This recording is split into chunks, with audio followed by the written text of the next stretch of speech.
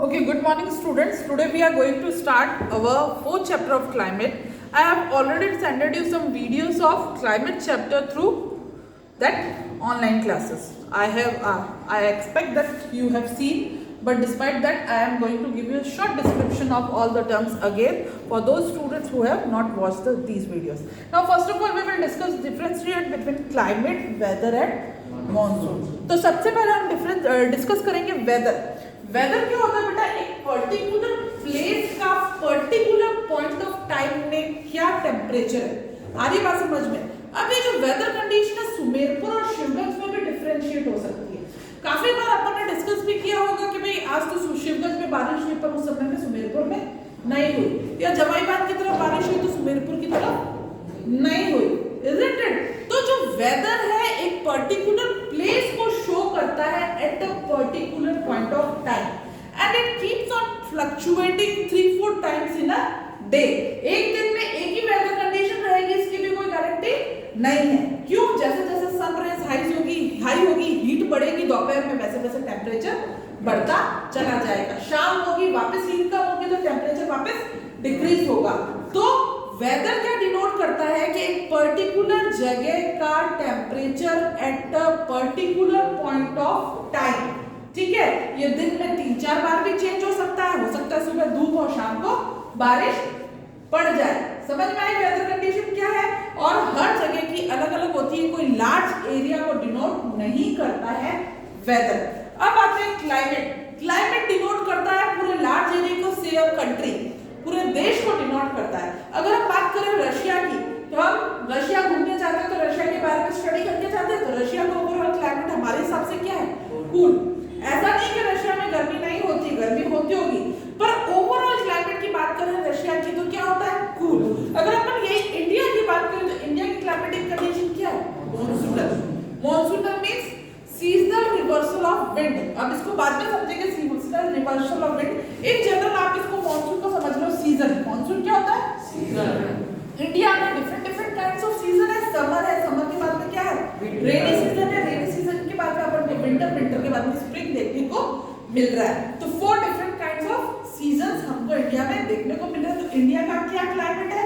अगर इंडिया के क्लाइमेट की बात करें तो क्या है? Monsoonal.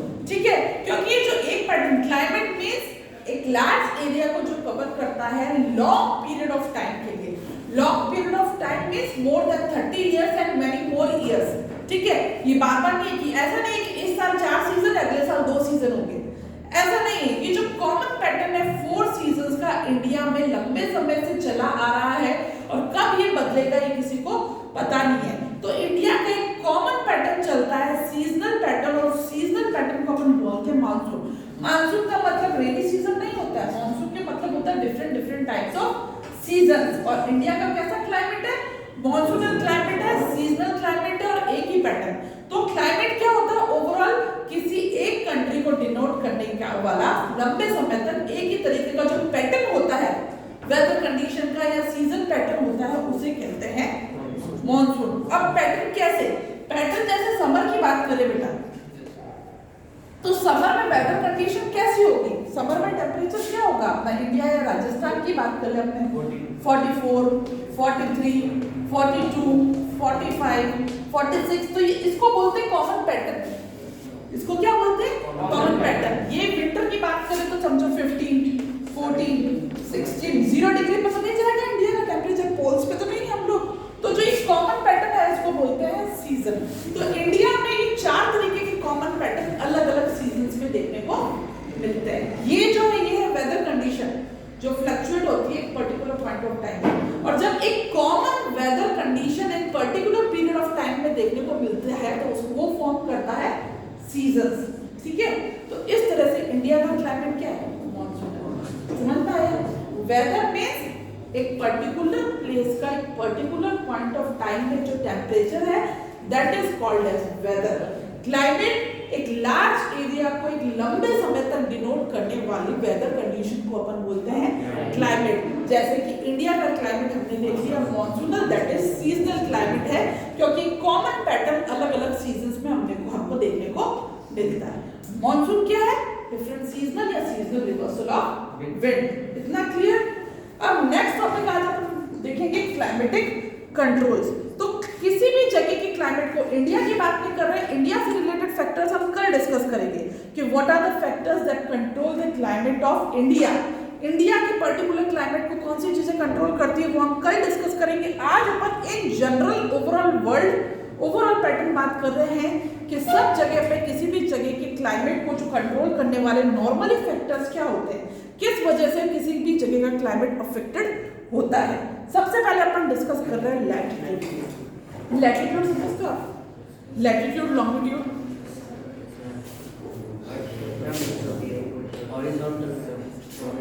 This is our equator 0 degree और ये अपनी है लैटिट्यूड। ठीक है, तो लैटिट्यूड डिसाइड करता है किसी भी जगह का क्लाइमेट कैसे होगा। कैसे डिसाइड करता है? क्योंकि अपन देखते हैं जो सन रेज है वो डायरेक्टली कहाँ जा रही है? इक्वेटर पे। तो जो इक्वेटर के पास के एरिया है ये क्या है? Tropical area. इसको क्या कहेंगे अपन? Tropical areas, hot areas. Tropical means बहुत ज्यादा गर्म एरियाज। क्यों गर्म एरियाज? क्योंकि यहाँ पे क्या आ रही है? सन रेज डायरेक्टली अफेक्टेड कर रही है। ठीक है, तो इन एरियाज में जो कंट्री लाए करती होगी इन लैटिट्यूड्स में, समझ में आ रही है? इन दो 20 डिग्री नॉर्थ और 20 डिग्री साउथ लैटिट्यूड में जो कंट्रीज लाए कर रही हैं वहां का क्लाइमेट होगा ट्रॉपिकल क्लाइमेट। ठीक है, जो अबव लाए करेगी सब ट्रॉपिकल और ऊपर जाते जाते पोल्स में जो है पोलर रीजन्स। समझ में आ रही बात? इंडिया लाइज इन सब ट्रॉपिकल जोन और सब ट्रॉपिकल एरियाज। तो किसी भी जगह के लैटिट्यूड डिसाइड करते हैं कि उस जगह का क्लाइमेट कैसा होगा। क्लियर है? पक्का? अब बात कर रहे हैं एल्टीट्यूड। अब यहाँ एल्टीट्यूड में आप कंफ्यूज नहीं होंगे जैसे उस क्लास में हो रहे थे मैम एल्टीट्यूड मतलब लॉन्गिट्यूड। नहीं, altitude doesn't means longitude, it means height. किसी भी जगह की हाइट क्या है? लैटिट्यूड अपन देखते हैं ग्लोब प्रोस्पेक्ट से, वर्ल्ड प्रोस्पेक्ट से लैटिट्यूडनल एक्सटेंट देखते हैं और एल्टीट्यूड अपन देखते हैं पर्टिकुलर कंट्री का हाइट कितना है एरिया का। जैसे इंडिया की बात करी जाए तो इंडिया में क्या है? हिमालयन माउंटेन्स है। तो नॉर्दर्न प्लेन से हिमालयस माउंटेन की हाइट क्या है? ज्यादा है। तो नॉर्दर्न प्लेन से जैसे जैसे ऊपर हिमालयस की तरफ जाएंगे वैसे वैसे क्या हो जाएगा? टेम्परेचर डिक्रीज होता जाएगा। तो किसी भी जगह की हाइट, एल्टीट्यूड, आज हम क्यों घूमने जाते हैं प्लेट्यूज पे या हिली एरियाज पे? क्यों? क्या? क्योंकि वहाँ का जो इन्फ्लुएंस होता है बहुत अच्छा होता है, मॉडरेटिंग इन्फ्लुएंस होता है। ठीक है, टेम्परेचर कम होता है तो गर्मियों में लोग हिली स्टेशंस पे घूमने जाते हैं। क्यों? हिली स्टेशंस क्या है? हाई एल्टीट्यूड्स पे, तो वहाँ पे टेम्परेचर क्या होता है? डिक्रीज होता है। तो इस तरीके से किसी भी जगह की हाइट अफेक्ट करती है वहाँ के क्लाइमेट को। क्लियर? नेक्स्ट अपन देखेंगे प्रेशर और विंड कंडीशन। अब इसमें जनरली आप ज्यादा डीप में न जाके ये सोचो कि winds always blow from high pressure to low pressure. हवाएं हमेशा कैसे चलती है? हाई प्रेशर से लो प्रेशर। अब ये प्रेशर क्या है? प्रेशर ये है बेटा कि जब मैंने ये बताया कि सन रेज डायरेक्टली इक्वेटर पे आ रही है, इक्वेटर पे आ रही है तो ज्यादा हीट होने की वजह से ये ज्यादा गर्म हो जाएगा। गर्म हो जाएगा तो यहाँ की जो है हवाएं ऊपर की तरफ क्लाउड्स बन के या भाप, जैसे अपन इवेपोरेशन वाला प्रोसेस देखते हैं, पानी गर्म करते हैं तो क्या होता है? धुआं ऊपर की तरफ उठता है, एयर। तो सेम प्रोसेस यहाँ पे होता है कि ज्यादा गर्म होने की वजह से यहाँ की जो हवाएं हैं ये ऊपर हाई प्रेशर की तरफ उठने लगती है और यहाँ पे डेवलप हो जाता है low pressure. Low pressure develop होने से हवाएं कैसे चलेगी? High pressure to low pressure, high pressure to low pressure. अब जो ये प्रेशर एरिया है वो एक जगह पे नहीं रहता, it keeps on shifting. Generally low pressure area होता है लैंड पे और हाई प्रेशर एरिया होता है सी पे। क्योंकि लैंड में क्या होती है? कॉन्टिनेंटलिटी होती है। क्या होती है कि लैंड जल्दी गर्म हो जाता है और जल्दी ठंडा हो जाता है। एक जनरल इंडिया के कॉन्टेक्स्ट में अगर मैं आपको समझाने की कोशिश करूं तो यहाँ पे जैसे इंडिया में नॉर्दर्न प्लेन्स है, ठीक है, नॉर्दर्न प्लेन्स में क्या लैंड एरिया है, सदर्न एरियाज में क्या तीनों तरफ से पानी, Arabian Sea, Bay of Bengal और इंडियन ओशियन। तो पानी क्या है? धीरे धीरे गर्म होता है और धीरे धीरे ठंडा होता है। जबकि लैंड क्या है? जल्दी जल्दी गर्म हो रही है, जल्दी जल्दी ठंडी हो रही है। तो जब समर सीजन आता है, गर्म सीजन आता है, बहुत ज्यादा गर्मी आती है तो लैंड क्या है? गर्म हो जाएगा तो यहाँ पे डेवलप हो जाएगा लो प्रेशर एरिया।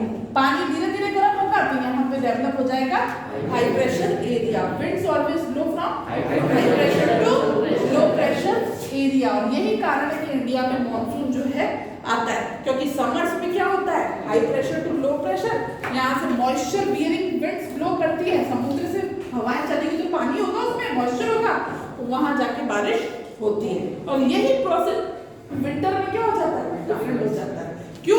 क्योंकि लैंड में क्या बोला, जल्दी गर्म होता है तो जल्दी ठंडा भी हो जाता है। तो विंटर में यहाँ ठंडा हो जाता है, ठंडी जगह पे क्या डेवलप होता है, हाई प्रेशर। यहाँ पे क्या डेवलप हो जाता है, as compare to this place low pressure. तो विंटर में हवाएं चलेगी ऐसे, हाई टू लो। तो जब जमीन से समुद्र की तरफ चलेगी तो जमीन से चलेगी तो उसमें कोई पानी थोड़ी नहीं है, ड्राई विंड्स चलेगी, तो इसीलिए विंटर्स में बारिश नहीं होती है। बस जनरल ये कंसेप्ट ध्यान रखो, जिन्होंने वीडियो नहीं देखे हैं, कि winds blow from high pressure to low pressure area. Low pressure area कहाँ डेवलप होता है, जहाँ ज्यादा गर्मी होती है, ठीक है। और कैसे डेवलप होता है, कॉन्टिनेंटलिटी की वजह से, मतलब कि लैंड जल्दी गर्म जल्दी ठंडा होता है, वाटर धीरे गर्म और धीरे ठंडा होता है। तो ये अफेक्ट करता है लो प्रेशर एरिया। जिस भी कंट्री में डेवलप होगा वहां पे ज्यादा बारिश होगी, वहां पे winds moisture laden winds blow करेगी। क्लियर? नेक्स्ट अपन देखते हैं डिस्टेंस फ्रॉम द सी।